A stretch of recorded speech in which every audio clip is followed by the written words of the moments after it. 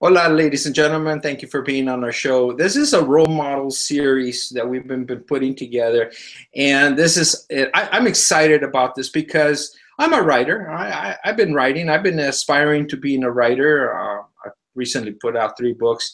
And the idea is that I'm always learning. I'm always trying to figure out new ideas about writing. And then I realized there's so much to learn, and that we need to turn to an expert here. We need to find someone who has lived the life of writing, of having that sense of creativity, running into walls and then overcoming them and then writing again.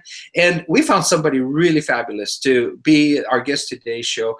And we want to thank Thelma Reina for her recommendation. She just could not tell me enough about Leticia Gomez, who's the CEO and founder of Savvy Literary Services. I'm going to read a small part of her bio, but when I read it, maybe you'll have the same reaction I had when I was reading this. It's Leticia Gomez, publisher and book, film, TV agent, has been working in the publishing industry since 1993. During this span of time, she has published her own newspaper, authored and published 3 books, edited numerous fiction and nonfiction manuscripts written in both in English and in Spanish, and has gone on to publication. Thus far in her career, she has placed more than 100 books and counting with independent and mainstream publishers, as well as optioned several film projects. That's only the beginning. That's only the start of this. And somewhere in the middle, first thing that came to my mind, this lady doesn't sleep. This lady is not real. How can this lady do so much wonderful work?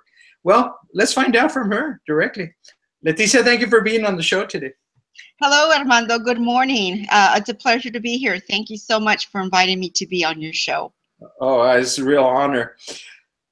I have to find out. I have no choice. My curiosity is killing me in here. How did you get started writing at such a young age? Wow. Well, you know what? I grew. First of all, I love to hear stories, and so that's where my love for writing evolved. Is when you're little, you hear different stories. In the Latino culture, you know, growing up, when the adults get together, they tell stories. So actually, in order to be, I think, a writer at heart, you have to fall in love with just the art of storytelling, whether it is verbally or in written form. So that was the first step, is a love for storytelling is born in your heart. Okay. And then from there, you know, as a young girl, I had a very imaginative, you know, imagination. I would conjure up stories in my head, you know, and that's when you know that you're a writer, is when you can actually imagine all kinds of scenarios, characters, plots, settings in your head, and you can even, you know, formulate the dialogue. I mean, other people probably think you're crazy, but you're formulating all these ideas in your head. So that's the second clue that you have, is that you know that you could be a natural born writer. So the art of storytelling, very highly active imagination, and that's how it starts, Armando. And then, you know, and then you start, you know, writing. You know, you're forced, you know, to do writing in school. But for me, I just, you know, I always excelled at writing. You know, had a very, very good vocabulary growing up. And the fact that I lived in a bilingual home, I became fluent in both languages at the same time. And so I think that's what helped me a lot too. So in high school is when I really, really started to really do a lot of writing. I did. And so from there, I evolved until I graduated high school. After high school, I decided to do some missionary work, where I helped people to read, to become literate by using Bible-based information. And so that also helped a lot. And then as I became a young woman, I also started to feel like not only was I a natural born writer, but I was also an entrepreneur. I wanted to start my own business, and I wanted it to have to do something with writing. you know. And so in 1993, I met another young woman who was my, you know, we were Thelma and Louise. I was Thelma and she was my Louise. Yeah. We kind of had the same goals in mind. And we met at a time where we were kind of at interesting crossroads in our life. She had just come back from England. Her husband was in the military. And she had just come from England to a small town in New Mexico. So it was kind of a culture shock for her.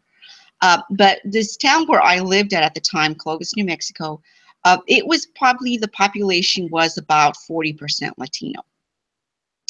And one of the things that we noticed was that there was no communication means to educate the Latino people about what was going on in the community, get them activated in the community.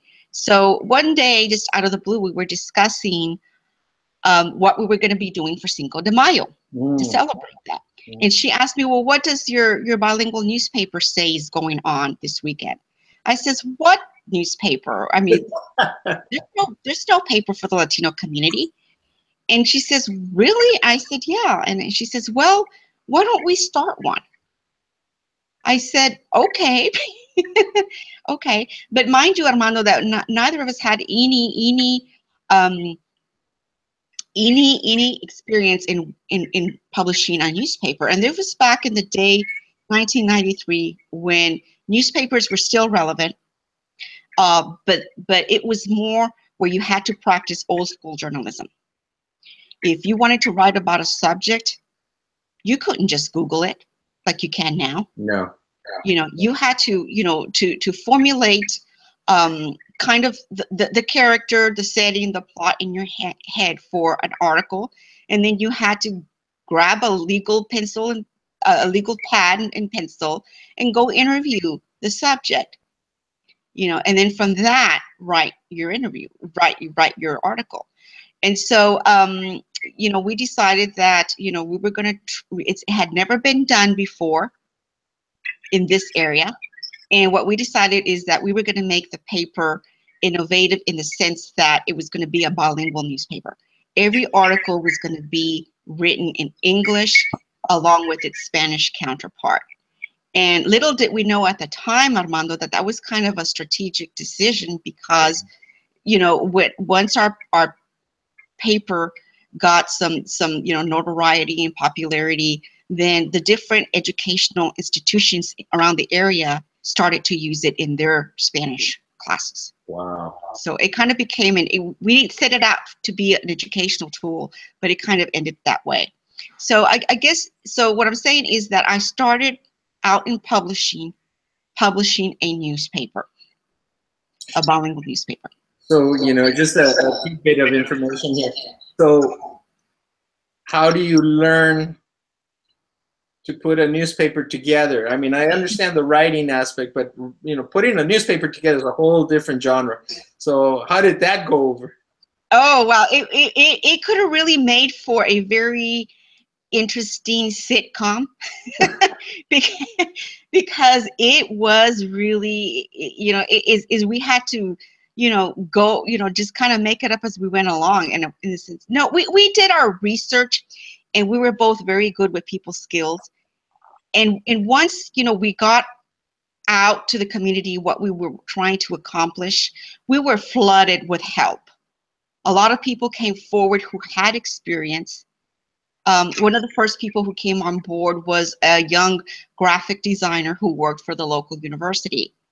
And he's the one that kind of says, okay, girls, this is how you kind of have to put, because he was experienced in laying out the magazine for the university. Oh, okay. And so, you know, we kind of pieced it together. And that was the beauty of the whole experience, is we don't know how we're going to do it. We just know that we're going to do it. I had a little bit of experience, you know, having worked, you know, doing sales for a small newspaper called the Thrifty Nickel. And I knew, I had kind of seen how a newspaper was put together by hand. And so we just figured out what we were going to need. We were going to need grid sheets. We were going to need all kinds of borders and tapes. And we were going to need a computer system that was going to give us the ability not only to write the articles, translate the articles, but to create advertising, you know, ads, because the newspaper was going to be it's free to the community and paid by advertisers. So we had to, you know, and this is 1993. This equipment was expensive, and we only had like $200 each to put into the, you know, into the pot. And our computer system ended up costing $10,000 back in the day. You know, a state-of-the-art computer that was capable of producing a newspaper. So it was, you know, and we started out very small. We started out in her laundry, in my friend's laundry room, because she was married. And, you know, so it is just, you know, but the crazy thing is that the idea was conceived around Cinco de Mayo, okay? But by October, we had already put out our first issue.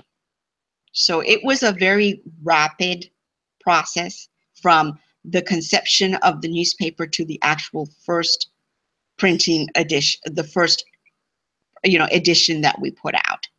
And like I said, it was a lot. It was, like I said, a lot of situations were very comedic, but I think for somehow the community just took pity on us and rallied around us, and they really helped out a great deal. They did. I love that line. They took pity on you, but they went out and. Oh, I could tell you stories, Armando, about how, you know, how we did it, you know, and mind you, we still both had full-time jobs. And so a lot of this was done at, you know, very, very late hours in the night. It's, you know, and Clovis, New Mexico is a small town. It's about 35,000 in population. But eventually you know, it was just the two of us. And, you know, one of us did, you know, one of us had to do we both wrote and translated articles, but Laura, she was the one that did all the creation of the advertising. I'm the one that sold the advertising. And then we actually were the production team. We put the paper together ourselves. And believe me, I mean, one of the, you know, it's funny because, you know, sometimes we were just running on fumes, Armando, that you know, when we get together, we pull out the old issues because they were broadside sheets of paper. There weren't, you know, and there was a couple of editions where we put the articles upside. I mean, the advertising ads upside down. Upside down. I can imagine seeing it as, oh my God. It was upside down.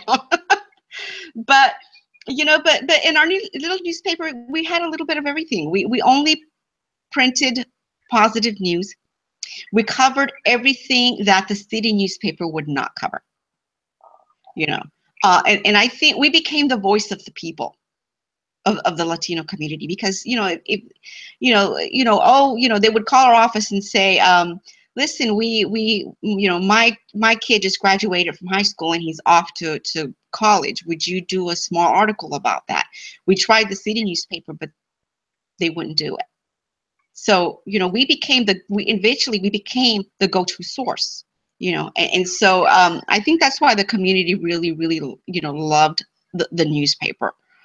So it was, you know, looking back, it was one of the best experiences of my life. I learned so much about writing and what it takes to publish something the old-fashioned way. So Let's you know, I want to, first of all, we're having rewrite here, so I don't know if there's a phone on or something. I don't know if there's something, an extra, we had a little technical issue here. The other thing is, first of all, before we continue, could you please give us contact information so our viewers could get a hold of you and learn more about your background? Yeah, sure, Armando. I reside in Texas, in the state of Texas, in the Houston area, in a city called The Woodlands.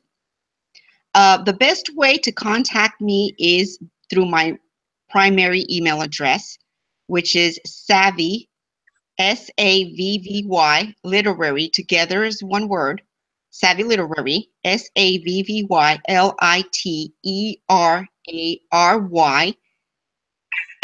@yahoo.com. Okay. I check my email religiously. I think I might even check it in my sleep. As long as you don't start tweeting in the middle of the night. I'm not going. Right. Right. Now, if you know, I also welcome phone calls, unannounced phone calls. I mean, I don't.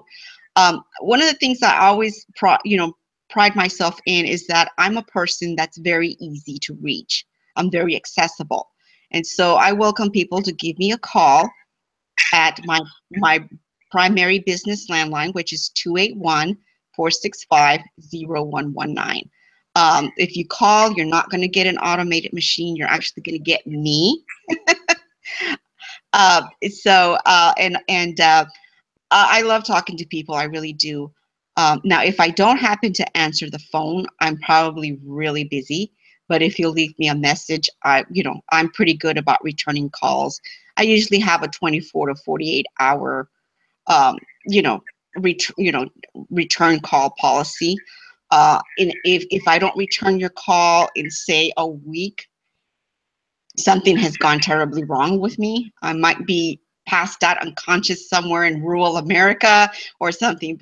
Something is up with me. And so I just be patient and try me via email. So those are the best two ways to contact me. We can go so many directions on this show. There's so many angles to it, but I want to stick to one.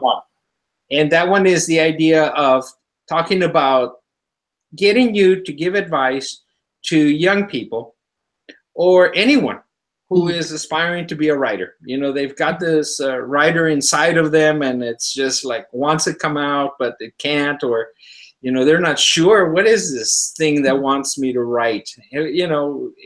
Can you address and help those individuals? Yes. Well, the first thing is that I advise is that to really do a really good heavy duty social soul searching. Ask yourself the tough questions. Am I really a writer at heart?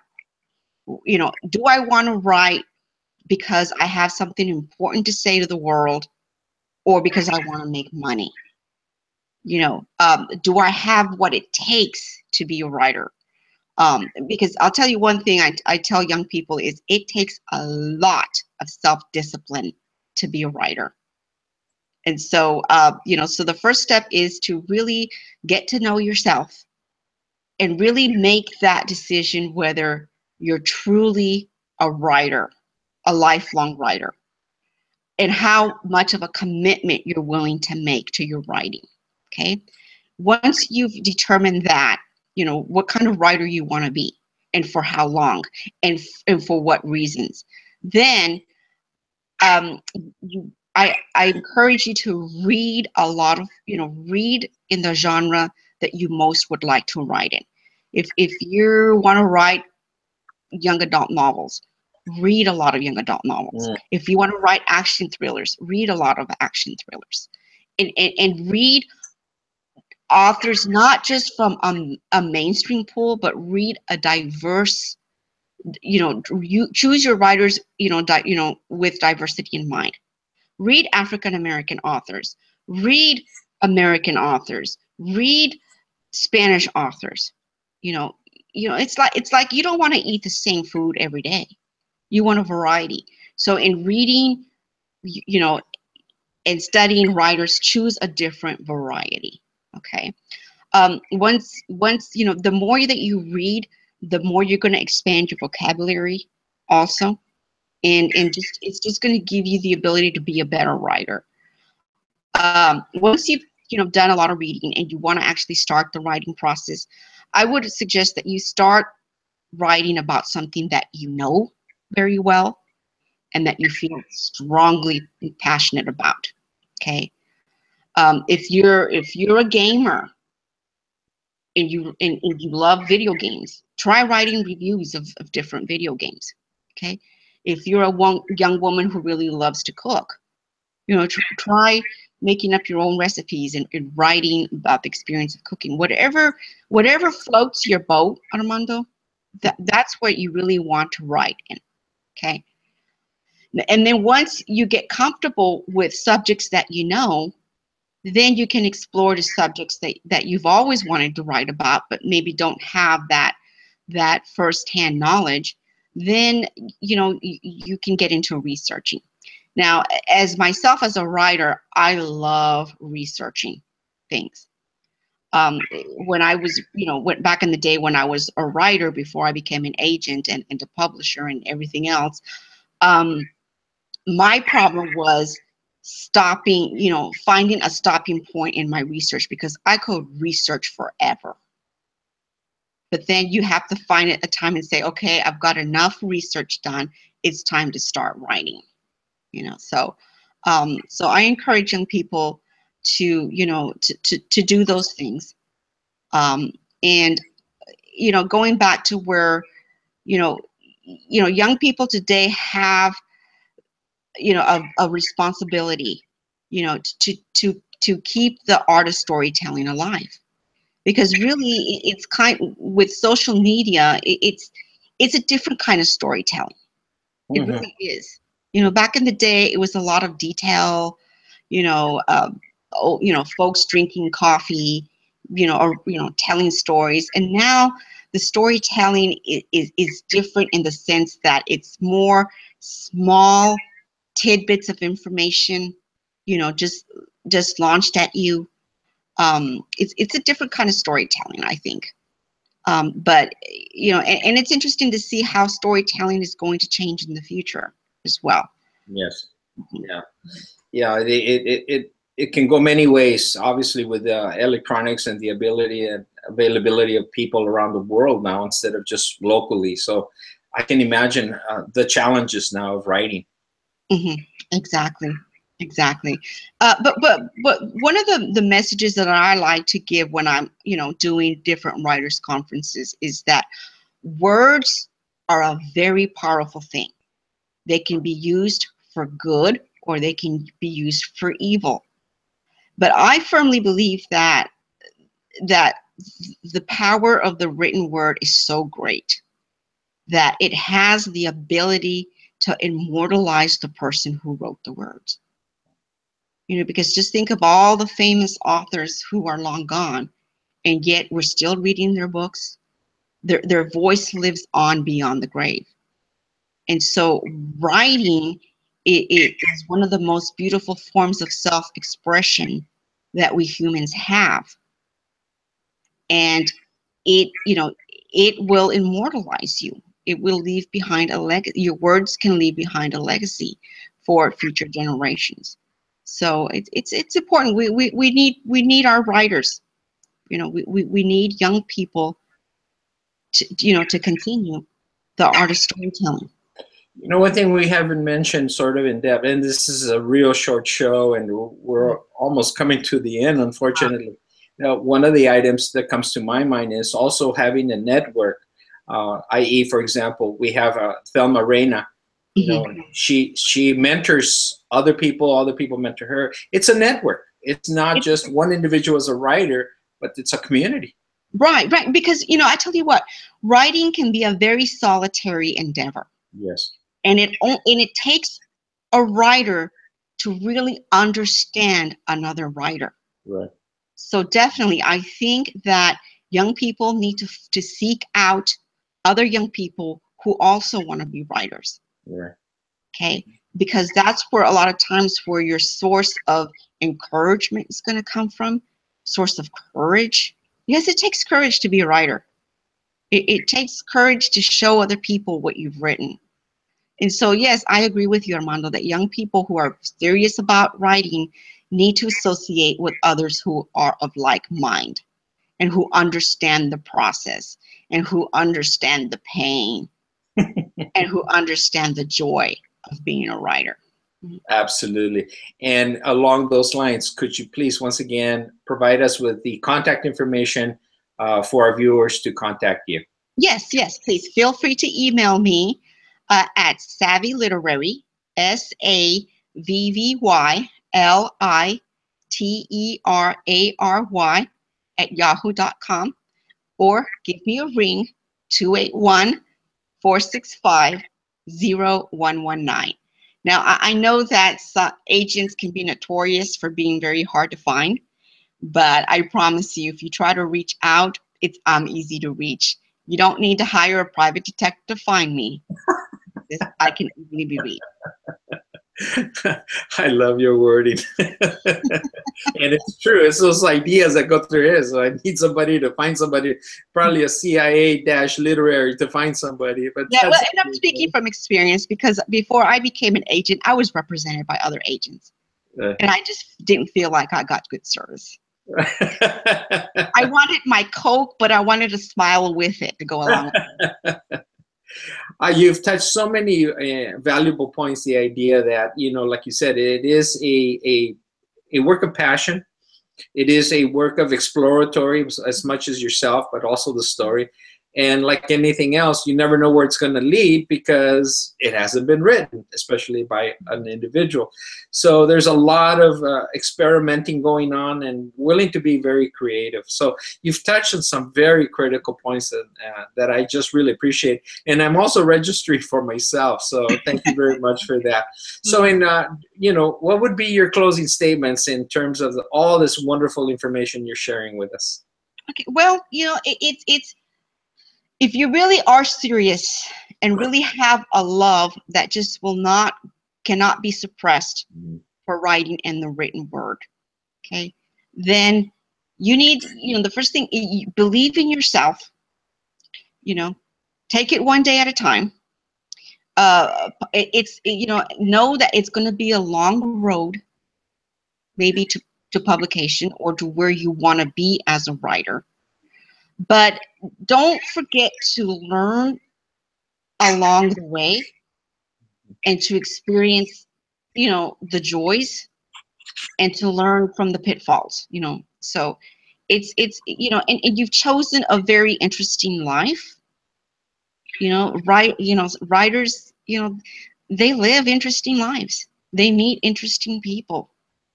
They contribute to society in a way that others don't, so you've chosen a very, very noble profession.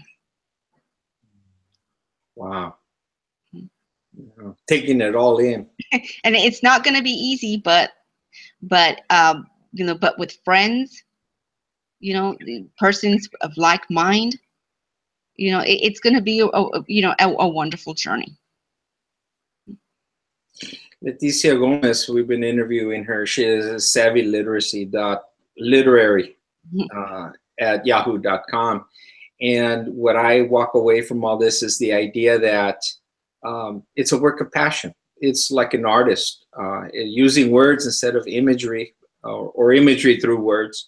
And the idea that it's important. It's vital not only to give to society, but it's so important to get the story out of yourself. Because like I've learned from you the idea that you're also exploring yourself. What a gift you give to yourself as you're writing. Right. You're learning about yourself and your emotions and getting in touch with different things that you didn't even know perhaps that you had inside of you. So I just want to add one point to this. Sure. I think we added the point that we're leading from writing to being publishing a book or publishing some kind of magazine or something maybe. But the idea nowadays is just the whole idea of being proactive and using the words to maybe start a blog, start in little articles in your local newspaper, create your own little newspaper, just clip and cut just for the heck of it and just explore it through experiences that you seem to have. And the idea is see where the creative process goes. That's right. That's right. The human mind is a remarkable thing. Yes. Yes. And I feel that everybody has a story to tell. Right. And not only is it but also is the timing sometimes of the story. Sometimes a person will experience something in their childhood, and then they'll write about it later. it's you know, like I said, the human brain is such remarkable, and you know, and writing is all part of that process. So I just can't tell you how much I love what I do, and I love working with writers because I understand them. I am them, you know. So Leticia Gomez, thank you very much for being on the show. Again, we acknowledge and thank Thelma Reina here in Pasadena, California, also for helping us to network with each other and working out this interview. So thank you very much for being with us. Saludos from Southern California to Houston, Texas. And I look forward to having you on future shows to also continue sharing more ideas with our viewers about the idea of the writing process. Yeah, I would love that. I would love that. I have a lot of interesting presentations that I've given, you know, at writers' conferences, more about, you know, the business side of writing, also, you know, how to put together book proposals, you know, just anything about, you know, I can also talk you through the publishing process of a book once it's been contracted all the way to publication. So I'm an open book. You're an open book. May you continue that way. And thank you also for your services to reach out to people and give your time and your experience and your advice to people, like through the show and other ways through conferences. Thank you, Leticia. I'll let you go because I know you still have some contracts to sign somewhere out there, because I'm sure you're writing. Thank you, Leticia, and I look forward to having you. Have a wonderful day, Armando. Igualmente. Adios. Ladies and gentlemen, I'm Armando F. Sanchez. I'm the CEO, Armando F. Sanchez Productions. You can contact me at afsanchez66@gmail.com.